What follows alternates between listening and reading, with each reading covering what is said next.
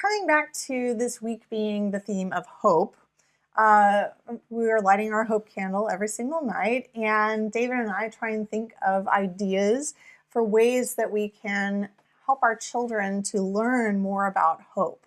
That's right. Yes. As Maria Montessori tells us, and she says this in this beautiful book, Education and Peace, which is in one of her most famous lectures, and it's actually one of the most famous quotes. She says, "The child is both a hope and a promise for mankind." Wow. I know. It's beautiful. A child is both a hope and a promise. I have thought about this quote so many times, just over the years that I have studied Montessori, and I still find it, I understand why it is like the most popular quote, because it is really, really cool. We tend to think of hope as this abstract idea that's kind of out in the world. Like you could have it or you could not have it. But what Maria Montessori is saying is that the child is that hope. And that when you touch the child, or when you interact with a child or watch a child, observe a child, admire a child, what you are witnessing is the embodiment of hope and promise for the future. Yeah. Now I think we have a lot of other quotes in our culture that are kind of more cheesy, right? We say like, children are the future, right? But Maria actually, she kind of brings us, yes, the children are literally the future. Eventually we will die. Our children will carry on and live and change the world in ways we do not know. But Maria very specifically pins the word hope onto children. Yeah. Children are the hope. They are hope. It is an embodiment of an hope. embodiment of hope. So I think that there's something really beautiful that we can do as Montessori parents, and that is to regard the child as, if we are regarding our child as the embodiment of hope, it makes what we are doing and what they are doing even more precious. Yeah, for sure. And just Maria saw like our proximity to the children as being a source of love and goodness and purity, that just by being around children, we ourselves can become more hopeful of our future and to become more loving and graceful human beings ourselves. Yeah, that it makes me think about something you observed on Sunday when there are many children, and you said you don't really know what the child will become, right? Like you look at a baby or a toddler, and you don't know what many things will happen or expressed in that child as they become adults. And it literally is like a hope, a promise, an unwritten thing. And you're right. Like when we are around children, little children especially, I think we really can connect to that sense of hope and like the potential for our society and our people and our, the human species itself or whatever, like, or the earth as an entity and our caretaking of the earth and the traditions that we have and we want to carry on. They're all like embodied in that child, and the future is unwritten. Yes. So here's something that I find really, really interesting about this whole idea of children being the embodiment of hope is that we know that children have more access to joy than we do as adults.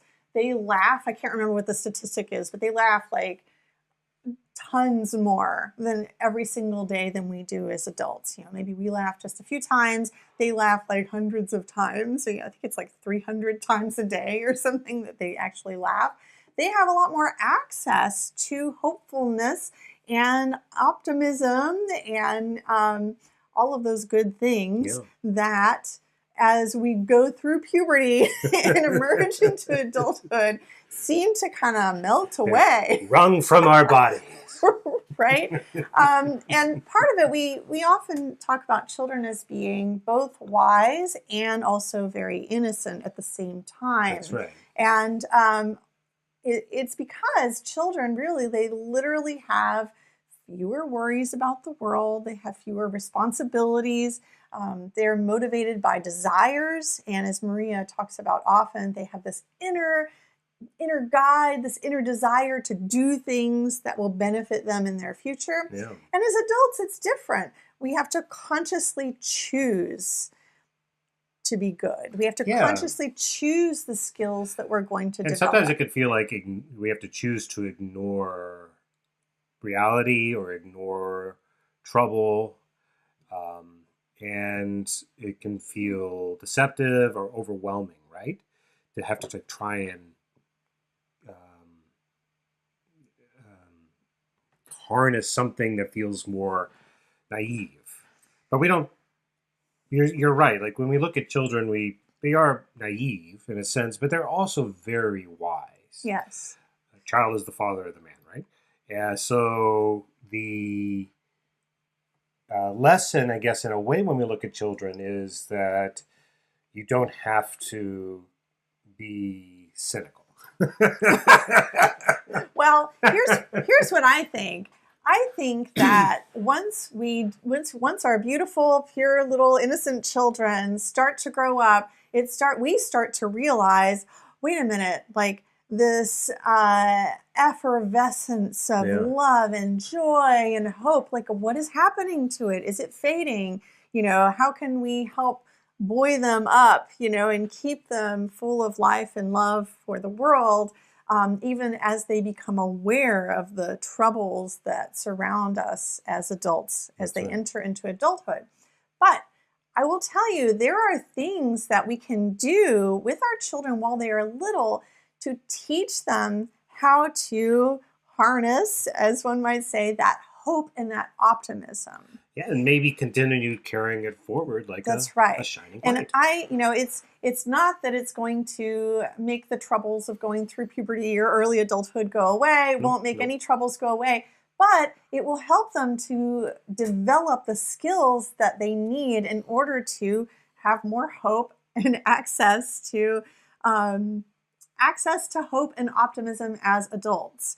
So what we know is that optimism is something that we can rate ourselves on. You can be more or less optimistic. Yep. And we also know about optimism and hope is that you can work to develop more of it as an adult consciously.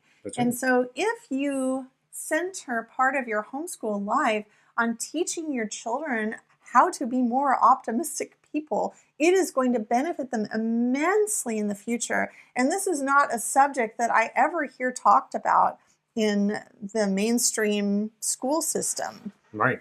It's just not a subject. It's not something that we think about teaching children at all. But it is something that you can teach your children at home very, very effectively. So we're going to offer you a few things that you can do. Okay. Now, number one is you can teach them about gratitude. So many people spend time making gratitude lists. Like they could write it down, or it could just be an oral list, and then make it a regular practice. There are lots of ways that you, as a parent, can get creative with this.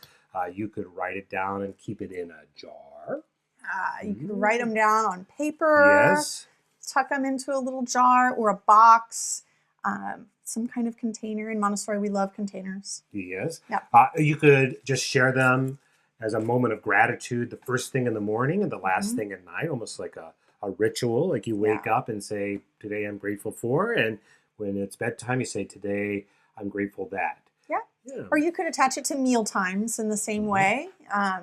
It can be helpful to attach the practice of gratitude to another event. Yeah. So maybe you practice gratitude every time you get into the car and start driving somewhere. You practice start talking about what you are grateful for, or maybe it is over breakfast or over dinner. Yeah, I mean, it's the essence of like a dinner time prayer is to have gratitude for the things that you have. All right, what's another one? Okay, so another one is that I truly 100% believe that you can teach children to have more hope, not just by saying what we're grateful for. I mean, it's kind of like we can all make a list of things that are good in our lives.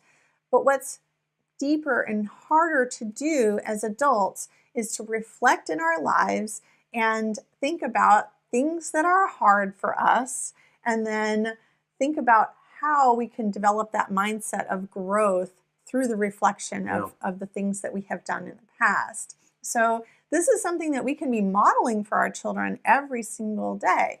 I can talk about my pottery, which has been over a 2-year journey now for me. And I was not good at it at all when I first came into the first pottery class. I knew nothing about working with clay, and now I can make things that I can drink out of. But it didn't just happen for me. I had to work at it. And so you can use kind of a standard like little script with your kids and practice saying these kinds of things. Like every day you could like practice saying something like this to your child, and it will help them to start to be more reflective about what they are doing in order to see positive, good things that are outcomes of their hard work.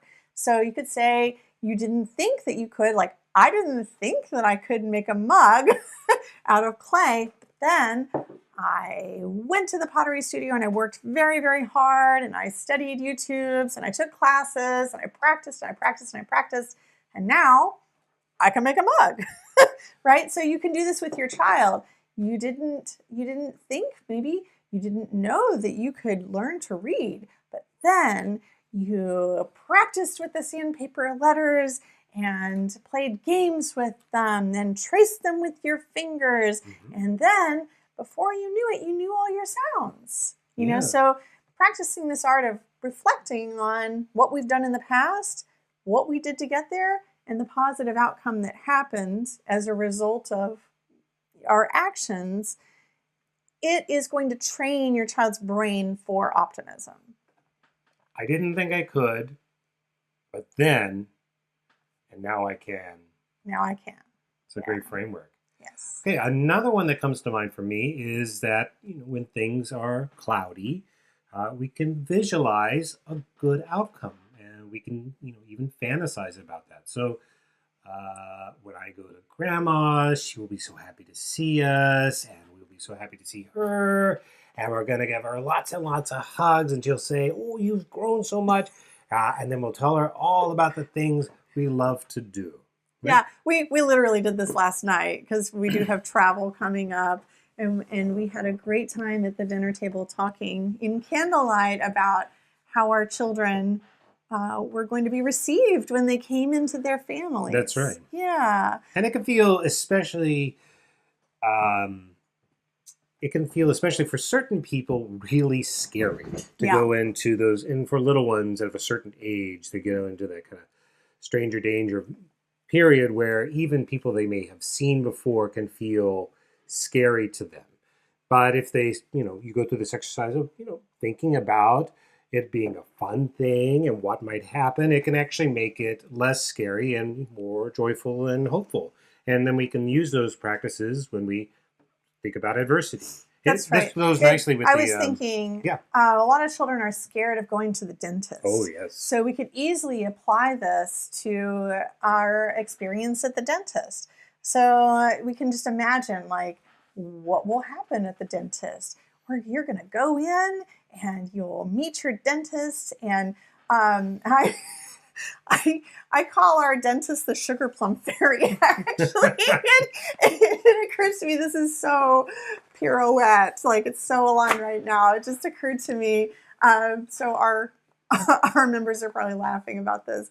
But no, our children's pediatric dentist wears a little pink smock, and she's very petite and adorable and just has the best smile, and kind of just like flutters around the dental office. And so after meeting her, I came home and I just started calling her the sugar plum fairy because we probably were also studying the Nutcracker, or maybe we had gone to the ballet that year. And so from then on out, every time it was time for a dental appointment, every 6 months or whatever, I would say, "Oh, your dental appointment is coming up and you get to go and meet the sugar plum fairy again."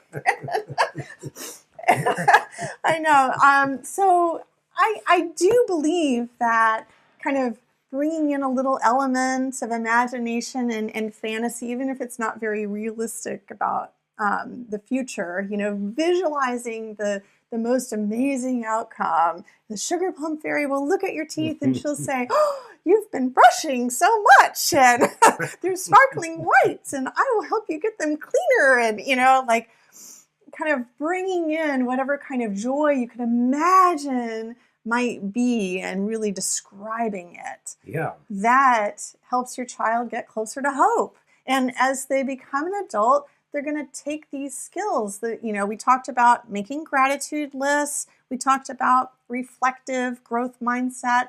And we talked about visualizing the best outcome that could come from any experience that you're about to experience in life, especially the adversity. That's right. Yeah. So those are 3 things that you can do to bring in more hope for your child's future.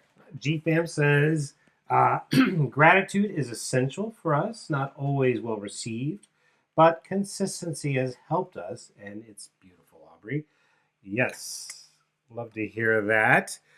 Now, of course, if you want to practice, it's always a good idea before you go into a situation, let's say, with that dentist or going to see some distant relatives. And so I think we need a volunteer for this.